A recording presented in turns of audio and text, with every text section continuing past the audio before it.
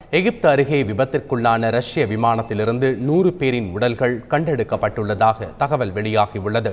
எகிப்தின் ஷாம் எல் ஷேக் விமான நிலையத்தில் இருந்து 217 பயணிகள் மற்றும் 7 பணியாளர்கள் என 224 பேருடன் ரஷ்யாவின் சென்ட் பீட்டர்ஸ்பர்க் நகருக்கு அந்நாட்டிற்கு சொந்தமான ஏர்பஸ் A321 விமானம் புறப்பட்டுச் சென்றது.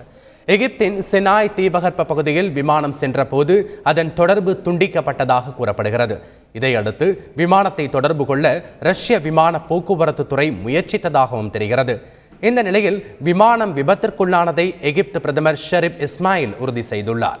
விமானத்தில் பயணம் செய்த 17 குழந்தைகள் உட்பட 224 பேரும் உயிரிழந்துள்ளதாக அறிவிக்கப்பட்டுள்ளது.